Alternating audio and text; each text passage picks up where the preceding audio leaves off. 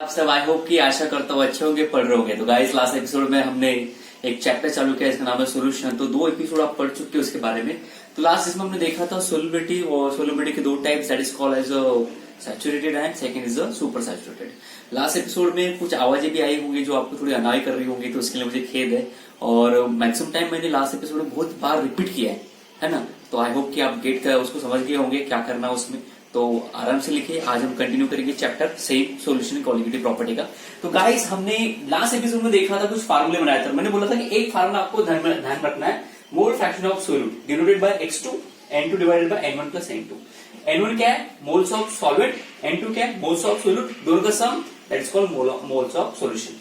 Similarly mole fraction of solvent denoted by x1। तो ये formula है, आपको ध्यान रखना है। साथ में ध्यान रखना, जब number of moles of solvent और number of moles of solute अगर आप सम करोगे तो इक्वल टू क्या आएगा? 1। तो दैट इज यूनिटी। तो गाइस मैंने कल आपको मोलैरिटी तक फार्मूला लिखा के दिया था। जो इंटरेस्ट के लिए पढ़ रहे हैं वो क्या करेंगे, मोलैरिटी एंड मोलैरिटी का रिलेशन क्या है, आफ्टर डायल्यूशन बिफोर डायल्यूशन क्या फार्मूला बनेगा, उसके अलावा स्ट्रेंथ ऑफ सोल्यूशन क्या होता है, फिर उसके बाद पार्ट्स पर मिलियन में सोल्यूट निकालना है, तो ये क्या है। तो जो इंटरेस्ट के लिए पढ़ रहे फार्मूला कर लेंगे या 11 में कर चुके होंगे, उसके बाद प्रैक्टिस करना। आज हम कंटिन्यू करेंगे अपना चैप्टर सोल्युबिलिटी से। तो लास्ट टाइम हमने देखा था सोल्युबिलिटी। सोल्युबिलिटी क्या है? The maximum amount of solute dissolve in given amount of solvent. तो आपने सोल्यूट को क्या किया, आपने सॉल्वेंट में ऐड किया एंड आपको क्या मिल गया? सोल्यूशन। और जैसे जैसे आप इसको डिसॉल्व करते गए, maximum amount of solute dissolve करते गए, तो इस प्रोसेस का नाम दे दिया हमने सोल्युबिलिटी। और the scenario is known as dissolution. याद आ रहा है आपको? डिसोल्यूशन यानी क्या? सोल्यूट डिसॉल्व होते जा रहा है सॉल्वेंट में, सोल्यूशन बनने के बाद में हम सोल्यूट ऐड करते हो, डिसॉल्व होते जा रहा है, फिर उसमें एक सैचुरेटेड सोल्यूशन बन जाएगा, फिर वो आपका सोल्यूशन। फिर उसमें एक प्रोसेस होती है क्रिस्टलाइजेशन, ठीक है ना। अभी क्रिस्टलाइजेशन के लिए हमने एक टर्म पढ़ा था, दैट इज कॉल्ड इक्विलिब्रियम, है ना, डायनामिक इक्विलिब्रियम। ये आपने इस टाइप से बना लिया होगा। अब मुझे बताइए, आप सोल्यूट सॉल्वेंट में डाल रहे हो, तो सोल्यूट क्यों सॉल्वेंट में डिसॉल्व हो रहा है, और सॉल्वेंट क्यों सोल्यूट को डिसॉल्व हो रहा है? जैसे मैंने NaCl को पानी में डाला, NaCl को डिसॉल्व किया वाटर में, this is our solvent and this is our solute. तो why NaCl dissolve in water? क्या ऐसी मजबूरी है कि NaCl पानी में डिसॉल्व हो रहा है, क्यों वाटर उसको बोले कि हाँ जा डिसॉल्व हो जा? तो यही चीज हम पढ़ने के लिए आज लिखेंगे कि कौन से फैक्टर है जो रिस्पॉन्सिबल है सोल्यूट को डिसॉल्व करने के लिए इन सॉल्वेंट, एंड कौन से फैक्टर है जो सॉल्वेंट को रिस्पॉन्सिबल है जो सोल्यूट को डिसॉल्व करे। तो लिखिए हेडिंग, फैक्टर अफेक्टिंग। तो गाइस हेडिंग लिखेंगे, factor affecting solubility of solvent, solubility of solute in solvent और सॉल्वेंट इन सोल्यूट। ओके, तो ये फैक्टर बोर्ड में कभी भी 2 मार्क के लिए आता है, और ये कब आता है? विंटर सेशन में। पर इंटरेस्ट पॉइंट ऑफ व्यू अच्छा है, तो विंटर सेशन का हम उसको देख रहे हैं, पर हमारा कंटिन्यू चल रहा है। What are the factor? तो सबसे पहला, why solute dissolve in solvent and why solvent allow to solute dissolve in it. तो इसका पहला फैक्टर है कि उनको हमें पता करना पड़ेगा कि नेचर क्या है, nature of solute and solvent. इसके 3 फैक्टर है, तीनों फैक्टर को हम समझते फिर साइमल्टेनियसली लिखेंगे, ठीक है। तो पहला है nature of solute and solvent. क्यों आपका NaCl पानी में डिसॉल्व होता है ना? Why sugar get dissolve in water, why alcohol dissolve in water, है ना। क्यों आपका बेंजीन पानी में डिसॉल्व नहीं होता? हमने पढ़ा था ना, आपने ऑर्गेनिक केमिस्ट्री जब हम पढ़ रहे थे, तो benzene does not dissolve in water पर डिसॉल्व इन ऑर्गेनिक सॉल्वेंट, है ना। Alkane, propane, organic solvent dissolve होते हैं, पानी में क्यों नहीं होते? ये सारा आप देखेंगे।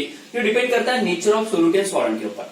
तो अब बचपन में आपने पढ़ा होगा कि like pole repel each other, है ना, और unlike pole attract each other. ये आपने पढ़ा होगा बॉन्डिंग के लिए। तो यहाँ पे वही कंसेप्ट है कि like pole repel each other, unlike pole attract each other, ऐसा होना चाहिए। पर यहाँ पे कैसा है, लाइक जो भी रहेगा, लाइक सब्सटेंस डिसॉल्व होगा लाइक सॉल्यूशन में या सॉल्वेंट में, या लाइक सोल्यूट डिसॉल्व होगा लाइक सॉल्वेंट में, अनलाइक सोल्यूट डिसॉल्व होगा अनलाइक सॉल्वेंट में। फॉर एग्जाम्पल हमारे पास होते हैं solute and solvent. Solute and solvent के 2 नेचर होते हैं। एक नेचर होता है पोलार नेचर और दूसरा होता है non polar nature. Keep in mind, जो पोलार सोल्यूट रहेगा, पोलार सोल्यूट डिसॉल्व होगा पोलार सॉल्वेंट में, ठीक है। नॉन पोलार जो आपका सोल्यूट रहेगा वो क्या डिसॉल्व किसमें होगा? नॉन पोलार सॉल्वेंट में। तो देखो नेचर के ऊपर डिपेंड है। आपका सोल्यूट का नेचर अगर पोलार है तो पोलार सॉल्वेंट डिसॉल्व होगा, अगर आपका nature of solute non polar है वो नॉन पोलार सॉल्वेंट डिसॉल्व होगा। What is polar and non polar? Anybody? कुछ लोग गेस कर रहे होंगे कि सर पोलार का मतलब जिनके ऊपर अपोजिट चार्जेस होते हैं। फॉर एग्जाम्पल NaCl, ये हमारा एक आयनिक कंपाउंड है, इसके बीच में केटायन बनता है, इसके ऊपर पॉजिटिव, इसके ऊपर क्या है negative.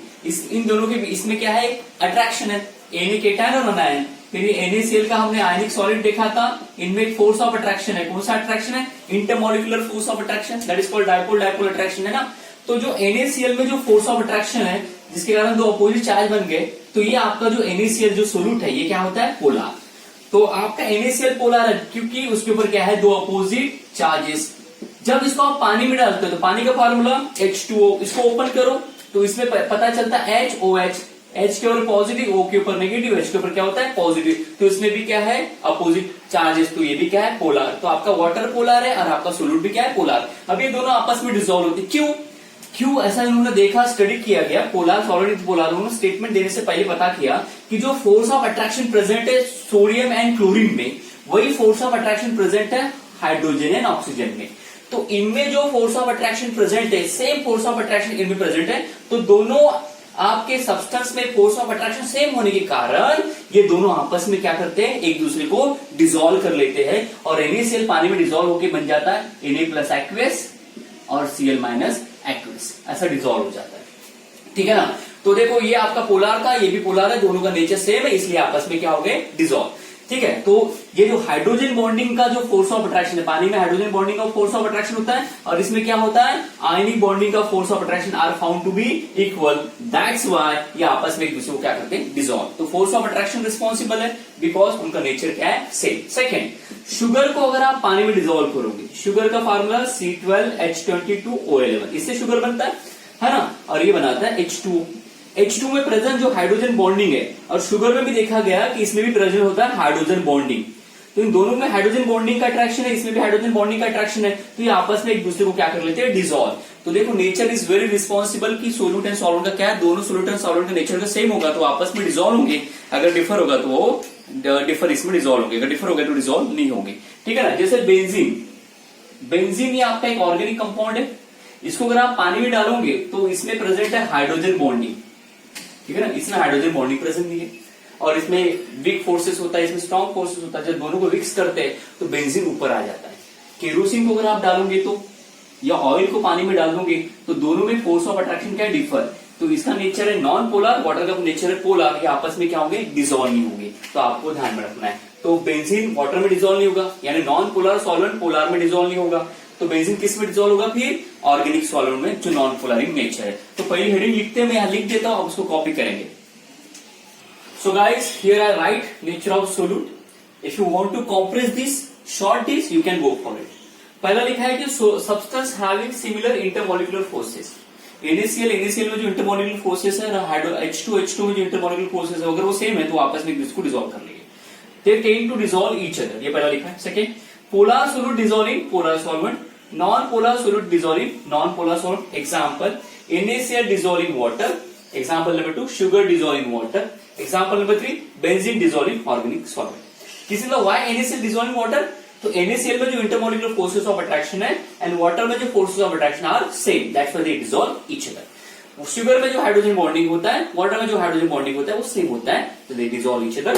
And benzene, this is a non-organic compound, इसमें weak intermolecular forces of attraction present होता है और ये organic compound में भी same present होता है, तो वो dissolve each other करते हैं। ठीक है ना। इसको आप कॉपी कीजिए, फिर हम सेकंड फैक्टर रखेंगे। Now, here is the factor number 1 had done. Now factor number 2, effect of temperature on solubility. अब देखो मैं आपका जो पहला था, if what is called nature of solute and solid, ये सोल्यूट चाहे आपका गैस रहे, सॉलिड रहे, लिक्विड रहे, उनके लिए एप्लीकेबल था। Nature of effect of temperature on solubility, ये सॉलिड के लिए, लिक्विड के लिए और गैसेस के लिए हम देखते हैं। ठीक है, तीनों के लिए। आपको पता है कि जनरली आपका सॉलिड सोल्यूट जब आप उसको लिक्विड सॉल्वेंट में डालते हो तो वो डायरेक्टली सोल्यूशन बनाएगा। सोल्यूशन का स्टेट क्या रहेगा? लिक्विड। ठीक है ना, बिकॉज ये डोमिनेटिंग क्या है? Liquid solvent. अब आप ये आपका सपोज करो NaCl है या शुगर ले लो। आपने पानी में शुगर लिया, this is a beaker, okay, it has 1 litre water. आपने उसमें कुछ आपने शुगर ऐड कर दिया। शुगर ऐड करने के बाद इसमें से कुछ पोर्शन क्या हो जाएंगे? रूम टेम्परेचर पे डिसॉल्व हो जाएंगे, है ना। आप शुगर डालते पर आपने देखा है कि पानी में शुगर डालते हो डिसॉल्व हो गया, ऐसा होता है क्या? नहीं, वो धीरे धीरे धीरे क्या डिसॉल्व होता है। वो सराउंडिंग का टेम्परेचर जितना भी है वो धीरे धीरे वो एब्जॉर्ब करता है, डिसॉल्व होना चालू होता है। पर अगर आपको इसको फास्ट डिसॉल्व करना है तो आप क्या करते हो? स्टर करते हो। स्टर करने से क्या होता है, लिक्विड ऐसा फ्रिक्शन करता है, वो जो आप जिससे स्टर कर रहे हो और आपका जो पानी, इन दोनों में क्या होता है, फ्रिक्शन होता है। साथ में जो आपका लिक्विड घूमता है ग्लास में तो और हीट जनरेट होती है। हीट यानी टेम्परेचर जनरेट होता है। टेम्परेचर जैसे जनरेट होता है आपका, ये क्या हो जाता है, जो अनडिजॉल्व रहता है शक्कर नमक रूम टेम्परेचर वो डिजॉल्व होना चालू हो जाता है। जैसे आप चाय बना रहे हो, चाय बनाना आपने पानी लिया, शक्कर डाल दिया, अब आपने उसको क्या रख दिया, पानी में रख दिया, वैसे तो धीरे धीरे शक्कर के लोग घुलेंगी। पर अगर आपने गैस ऑन कर दिया और उसके ऊपर रख दिया तो फास्टली क्या हो जाएगी, डिजॉल्व। इसका मतलब टेम्परेचर जैसे इंक्रीज करोगे तो आपका जो सॉलिड सब्सटेंस है इन लिक्विड क्या होते जाएगा, उसकी सोल्युबिलिटी इंक्रीज होते जाएंगी। तो हमारे पास बहुत सारे ऐसे एग्जाम्पल है जो just like NaCl, KCl, KBr, KNO3 etcetera, ये ऐसे सॉल्ट है, इनको अगर पानी में डिसॉल्व करोगे तो you have to increase temperature. If you going to increase the temperature, the solubility of this substance goes on increasing. तो this is your solute, dissolve हो जाएंगे सॉल्वेंट में by increasing the temperature. But there is some scenario आप बचपन में देखते होंगे। आज के जमाने में आप अपने घर में पेंट मारते हो, ठीक है, पेंट का कॉम्बिनेशन इजी है। पहले के जमाने में लोग क्या करते थे, चूना मारते थे। तो चूना यानी what is the formula of calcium carbonate, ये कैल्शियम कार्बोनेट है, देखा होगा ये चूना हमारा। इसमें आप पानी डालते थे, जैसे पानी डाले तो क्या हो जाता है, चूना become calcium hydroxide, this is your चूना। ये चूना का फार्मूला वो चूना बना और इसमें से लिबरेट होता है CO2 और साथ में आपने हीट भी इसमें निकलती हुई देखी होगी। यानी हीट यानी ऊर्जा बाहर निकल गई, एनर्जी बाहर निकल गई। चून में आपने डाला और उससे क्या होता है, ऐसे बुलबुल बुलबुल करते करते वो बाहर निकलते हैं। और आप लोग चूने के पानी में हाथ डाला होता, आपको क्या लगेगा, पानी गर्म। इसका मतलब ये ऐसा सॉल्ट है जिसको पानी में डालोगे तो आपको उसको गर्म करने की जरूरत नहीं है। ये सॉल्ट क्या करता है, पानी में डिसॉल्व होने के लिए उसके अंदर जो हीट जनरेट हुई उसको इवॉल्व करते हैं, यानी ये हीट एब्जॉर्ब करके डिसॉल्व नहीं होगा। देखो ऊपर वाले सोल्यूट क्या करते हैं, टेम्परेचर आप दोगे, टेम्परेचर यानी हीट एब्जॉर्ब करेगा, खुद को डिसॉल्व करेंगे। पर ये क्या करता है, हीट एब्जॉर्ब करके डिसॉल्व नहीं होता, इसको गर्म नहीं करना पड़ता, ये अपने आप धीरे धीरे इसके अंदर जितने भी रिएक्शन में हीट एनर्जी डेवलप होती है वो बाहर चले जाती है। तो इस प्रोसेस को आपने बचपन में पढ़ा होगा, this process is known as exothermic, this process is known as exothermic. और अगर ये इनको अगर आप पानी में डिसॉल्व करोगे तो आपको क्या देना पड़ेगा, हीट, यानी हीट एब्जॉर्ब करेंगे, तो इस प्रोसेस को क्या बोलते हैं, एंडोथर्मिक। तो देखो बेटा, effect of temperature on solubility is very important. तो देखो हमें टेम्परेचर से दो प्रोसेस चल गया, यानी अगर आपको कोई भी सॉलिड को डिसॉल्व करना है सॉल्वेंट में तो दो प्रोसेस करके कर सकते हो। एक तो एनर्जी दे दो, हीट दे दो, हीट एब्सॉर्ब करके अगर डिसॉल्व हो गए the process known as endothermic. अगर वो सॉलिड बिना हीट दिए हुए अगर डिसॉल्व हो रहा है पर बदले में वो उसके अंदर जितने भी एनर्जी टेम्परेचर डेवलप हो रहा है बाहर छोड़ रहा है तो प्रोसेस नोन एज एक्सोथर्मिक। यानी आपके सॉल्वेंट टेम्परेचर एब्सॉर्ब करके और इवॉल्व करके डिसॉल्व होते हैं, यह आपको कंसेप्ट है। और ये एक्सोथर्मिक और एंडोथर्मिक बताने वाला कौन था एक साइंटिस्ट, उसका नाम है ली चैटर। उसने अपने प्रिंसिपल बताया कि उसने स्टडी किया एक्चुअली कि जब भी आप कोई सॉल्ट को पानी में डालोगे, सॉल्वेंट में डालोगे, वो डिसॉल्व होगा बाय एब्सॉर्बिंग हीट और बाय इवॉल्विंग हीट, उसने बताया था। और ये प्रोसेस की डेफिनेशन उसी ने दी थी। तो हम क्या करेंगे, इसको लिखते हैं पॉइंट वाइज और आगे चलते हैं, इसका ग्राफ भी है वो भी स्टडी करेंगे, ठीक है। तो मैं लिखता हूं effect of temperature we are going to write. देखो ये 1 पॉइंट, 2 पॉइंट, 3 पॉइंट, चौथे के लिए यहाँ पे जगह नहीं थी तो मैंने ऊपर लिख लिया। अब कुछ बच्चे बोल रहे हैं सर लिखना ही था तो यहाँ से चालू करते हैं, तो I am feeling lazy, that's why मैंने कंटिन्यू कर लिया। तो ध्यान रखना, ये पहला पॉइंट, ये दूसरा, ये तीसरा, ये चौथा। इसको विंटर 2011 में यानी अक्टूबर 2011 में 2 मार्क के लिए शॉर्ट नोट आया था, explain the effect of temperature on solubility of solid. तो guys generally solubility of solid in liquid solvent is depend upon heat of solution. Heat का मतलब टेम्परेचर ऑफ सोल्यूशन। इसको थर्मोडायनामिक एक lesson है, उसमें heat of solution को एक बहुत ब्यूटीफुल नाम दिया, एंथैल्पी। एंथैल्पी ये ग्रीक लेटर में मतलब होता है, इसका मतलब हम समझेंगे। एंथैल्पी का मतलब टेम्परेचर, टेम्परेचर ऑफ सोल्यूशन के ऊपर डिपेंड है, उसी को बोलते हैं हीट ऑफ टेम्परेचर। अब ना the substance which dissolve in solvent with absorption of heat, यानी टेम्परेचर राइज करने के बाद वो हीट एब्सॉर्ब करता होगा और वो डिसॉल्व होता होगा। ऐसे सब्सटेंस को अगर आप टेम्परेचर देते जाओगे तो उसकी सोल्युबिलिटी क्या होती है, इंक्रीज।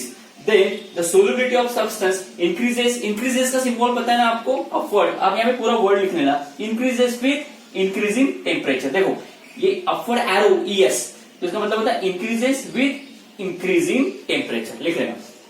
Therefore का सिंबल देना, therefore according to Le Chatelier principle, ऐसा सब्सटेंस जो डिसॉल्व होने के बाद हीट एब्सॉर्ब करा और ज्यादा डिसॉल्व हो रहा है तो उसको लीड चैटर ने बताया कि इस प्रोसेस को क्या बोलेंगे। According to Le Chatelier principle the process is called as endothermic.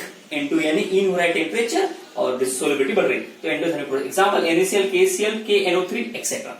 Second, उसके बाद next point, if substance dissolve in solvent by evolution of heat, कोई सॉल्ट अगर आपको पानी में डालने के बाद, सॉल्ट में डालने के बाद अगर वो हीट बिना लिए हुए वो खुद ही हीट बाहर निकाल रहा है, तो अगर आपने ऐसे सब्सटेंस को और हीट दिया और वो सोल्यूट पानी में प्रेजेंट है, वो बोलता है कि मुझे हीट की कोई गरज नहीं, बिकॉज हमारी रिएक्शन में हीट जनरेट होती है और मैं तब जाके डिसॉल्व होगा जब मेरी रिएक्शन से पूरी हीट बाहर निकल जाएगी। तो अगर ऐसे सब्सटेंस को आप जबरदस्ती हीट दोगे तो वो डिसॉल्व होगा क्या? नहीं, उसकी सोल्यूबिलिटी क्या होती है? डिक्रीज। तो ये लिखा है मैंने कि if substance dissolve in solvent by evolution of heat, therefore the solubility of substance is decrease by increasing temperature. कोई मतलब नहीं आपको टेम्परेचर देखिए उससे। इसके बाद नेक्स्ट पॉइंट मैंने ऊपर लिखा है टॉप पे, ठीक है। According to Le Chatelier principle the process called as exothermy. तो कोई भी सब्सटेंस अगर हीट इवॉल्व कर रहा है और डिसॉल्व हो रहा है तो इस प्रोसेस को क्या बोलेंगे? एक्सोथर्मिक। और कोई सॉल्यूशन से हीट बाहर निकल रही है, सोल्यूट डिसॉल्व हो रहा है उसमें, तो आप जबरदस्ती इसको टेम्परेचर दोगे तो डिसॉल्व होना बंद कर देगा और रोक देगा प्रोसेस। वैसे का वैसा ही रहेगा। इसमें एग्जांपल है CaCl2, CaCO3, Li2SO4। इसको बढ़िया से प्यार से लिखो।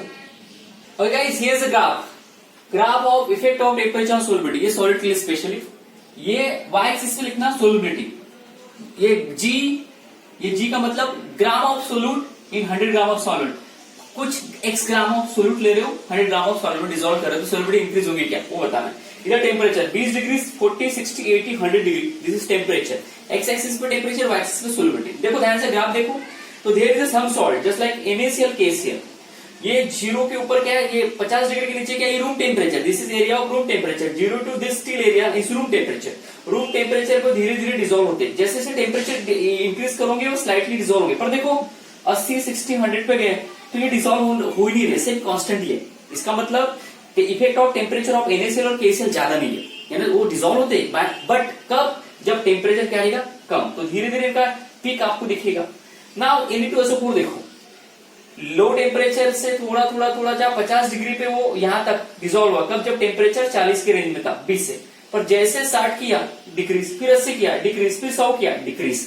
फिर देखो CaCl2 लेस टेम्परेचर पे, मुझे कम टेम्परेचर पे बढ़िया प्यार से डिसॉल्व है, ठीक है। फिर जैसे जैसे डाउन किया तो क्या हो गया? टेम्परेचर बढ़ाते गए सोल्युबिलिटी डिक्रीज।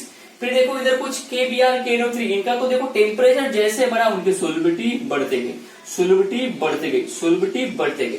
तो कुछ सॉल्ट ऐसे जो टेम्परेचर एब्जॉर्ब करके डिसॉल्व होते हैं, the process known as endothermic. कुछ सॉल्ट हीट इवॉल्व करके डिसॉल्व होते हैं, that process known as exothermic. ऐसे सॉल्ट जो हीट इवॉल्व करके डिसॉल्व हो रहे हैं उनको टेम्परेचर देके कोई मतलब नहीं है, सोल्युबिलिटी बंद हो जाएगी। तो copy this graph and from this graph you can make 2 point कि solute like NaCl, KCl are solubility slightly increased by increasing temperature. Solute like KBr, KNO3 rises their solubility by increasing temperature. Next point लिख सकते हो CaCl2 and Na2, its solubility goes decreasing by increasing temperature because they evolved temperature during the solubility. Have to copy this graph. It is good enough for your 2 marks question. Okay guys, factor affecting number 1 nature of solid and solvent देखा, factor number 2 effect of temperature देखा, factor number 3 लिखे effect of pressure. अब देखो आपके solute के state 3 है, number 1 solid, number 2 liquid, number 3 gas. अब मुझे बताओ अगर आप कोई लिक्विड में सॉलिड ऐड करते हो, ये सॉलिड ऐड किया मैंने, अब मैं इसके ऊपर प्रेशर लगाऊंगा सॉलिड को, डिसॉल्व क्या वो डिसॉल्व होगा? सोचो, अगर लिक्विड को मैं लिक्विड में मिक्स करूंगा और दोनों को कंप्रेस करूंगा, लगा के प्रेशर लेके कंप्रेस करूंगा, क्या वो डिसॉल्व होगा क्या? नहीं। और उसके बाद सपोज करो कि आपका सॉलिड जो सॉल्वेंट भी है, आपका सॉलिड सोल्यूट भी है, दोनों को मैं मिक्स कर रहा हूं और प्रेशर लगा रहा हूं, बोले आप तो एक दूसरे में चिपक जाओ, डिसॉल्व हो जाओ, पॉसिबल है? सोचिए, 2 लिक्विड को मैं आपस में डिसॉल्व कर रहा हूं बाय इंक्रीजिंग प्रेशर, कंप्रेस करके, क्या डिसॉल्व होगा वो दोनों एक दूसरे में? नहीं। क्यों? बिकॉज आपने देखा है solid and liquid are non compressible, ये कॉम्प्रेसिंग है। तो आप इनके ऊपर प्रेशर लगाओगे, आप सॉलिड सॉल्वेंट लो, सोल्यूट लो, दोनों को मिक्स करो, दबाओ उनको, वो बेचारे चूरे चूरे हो जाएंगे, है ना, पाउडर बन जाएंगे, पर डिसॉल्व होंगे क्या एक दूसरे में? नहीं। अगर आप सॉलिड को लिक्विड में डालोगे और प्रेशर अप्लाई करने की कोशिश करोगे, डिसॉल्व होंगे क्या? नहीं, because they are non compressible. तो देखना, जो नॉन कॉम्प्रेसिबल जो आपके सोल्यूट होते हैं, they never dissolve by increasing pressure, keep in mind. But gas को मैं गैस में अगर मिक्स करूं, ये भी गैस मेरा सोल्यूट है और मेरा गैस मेरा सॉल्वेंट है, दोनों क्या डिसॉल्व होंगे आपस में? कौन से गैस डिजोल्व होंगे? ऐसे गैस डिजोल्व होंगे जो कॉम्प्रेस होते हैं ना, जो कॉम्प्रेस होंगे। तो आपको पता है नेचर में सारे गैस क्या है, कॉम्प्रेसिबल। बचपन में मैं हमेशा सोचता था कि सिलेंडर में हम गैस कैसे भरते हैं, तो मुझे लगा होगा कि गैस की पाइप आती होगी, सिलेंडर में ऐसे लगाया हमारे घर का एलपीजी सिलेंडर और गैस ऑन कर दिया, वो उसमें पाइप से होके वो उसमें जा रहा है ऐसा। तो ऐसी प्रोसेस वैसा मुझे लग रहा था, फिर बाद में पता चला कि ऐसा नहीं होता। ये तो सिर्फ आप साइकिल में हवा भरने के लिए आप वो प्रोसेस कर सकते हो, पर आपको सिलेंडर में अगर वो भरना है गैस तो दैट इज नॉट पॉसिबल। उसके लिए आपको एक प्रोसेस करना है कि आपको पता है, आपने बचपन में पढ़ा होगा चार्ल्स लॉ, है ना, नहीं बॉयस लॉ पढ़ा होगा कि जब भी गैस के ऊपर प्रेशर लगाते हैं हम तो गैस का वॉल्यूम क्या होता है, डिक्रीज, और वो धीरे धीरे क्या हो जाता है, लिक्विड बन जाता है। तो एलपीजी सिलेंडर में क्या है, नाम क्या है, LPG, that is called liquefied petroleum gas. यानी पेट्रोल से निकले हुए गैस को पहले हम क्या करते हैं, बाय अप्लाइंग प्रेशर कंप्रेस करते हैं, उनको लिक्विड बनाते हैं, फिर हम सिलेंडर में फिल करते हैं। तो सिमिलरली कि अगर मैंने यहाँ पे कोई गैस लिया सोलूट, यानी इफेक्ट ऑफ प्रेशर ऐसे सोलूट के लिए रिस्पॉन्सिबल है जो गैसेस स्टेट है, ये मेरा सॉल्वेंट है, और मैं यहाँ पे गैस रख रहा हूं, गैस गैस गैस गैस। जैसे अब मैं इनको बंद कर दिया तो इसकी इच्छा होगी क्या सॉल्वेंट में जाने की? नहीं, तो आपको क्या लगाना पड़ेगा, प्रेशर। जैसे प्रेशर लगाओगे तो ये नीचे आ जाएगा, प्रेशर लगाओगे तो नीचे ये क्या हो जाएगा, डिजोल्व हो जाएगा, है ना। तो बाय इंक्रीजिंग प्रेशर आपका गैस क्या हो जाएगा, सॉल्वेंट में डिजोल्व होगा। और इसको स्टडी किया था हेनरी ने, तो ये हेनरी लॉ हम देखेंगे नेक्स्ट एपिसोड में। तो नेक्स्ट एपिसोड में हम हेनरी लॉ देखेंगे, उसके न्यूमेरिकल देखेंगे। तो फिलहाल मैं इसको शॉर्टकट में लिख देता हूं और नीचे लिख दूंगा कि this law, this effect is study by Henry law. तो इसको हम नेक्स्ट एपिसोड में देखेंगे, बिकॉज मैं नहीं चाहता कि वीडियो लॉन्ग हो, बिकॉज लॉन्ग वीडियो बच्चे थोड़े से घर पे बैठे बैठे बोर हो जाते हैं। ऑफलाइन मोड में आ रहा है, इसलिए जब ऑनलाइन मोड में आएगा तो बहुत हम लंबा 40 मिनट का 90 मिनट का क्लास लेंगे, बट फिलहाल के लिए जस्ट ऑफलाइन मोड में हम लिखते हैं। तो मैं इसको लिख देता हूं एंड हेनरी लॉ, इसके बाद इसको पूरा स्टडी किया था हेनरी ने, हेनरी भाई साहब ने स्टडी किया, तो हम हेनरी को स्टडी करेंगे नेक्स्ट एपिसोड में। ये एपिसोड में मैं लिख रहा हूं, आप इसको कॉपी कर लेना। Effect of pressure, number 1, pressure has no effect on the solubility of solid and liquid as they are non compressible nature. यानी कितना भी प्रेशर लगाओ सॉलिड एंड सोल्यूट को, सॉलिड को या लिक्विड सोल्यूट को, वो कॉम्प्रेस ही नहीं होगा, तो कोई मतलब ही नहीं उनको डिसॉल्व करके। However the solubility of gas, gas के ऊपर अगर आप प्रेशर इंक्रीज करो तो उनकी सोल्युबिलिटी क्या होगी, इंक्रीज होगी बाय राइजिंग प्रेशर। और इसको स्टडी किया है भाई साहब, उनका नाम है हेनरी लॉ। तो नेक्स्ट एपिसोड में हम हेनरी लॉ देखेंगे, हाउ दे आर, कैसे गैस आपका सॉल्वेंट डिसॉल्व होता है बाय इंक्रीजिंग प्रेशर। तो बने रहिए मेरे साथ, पढ़ते रहिए। नेक्स्ट एपिसोड में मिलेंगे। कोई डाउट होगा, कोई डिफिकल्टी होगी तो contact me Insta, Facebook, ideal academy of science के पेज के ऊपर, या उनको व्हाट्सएप कीजिए। तब तक अपना ध्यान रखिए, पढ़ते रहिए। Thank you so much.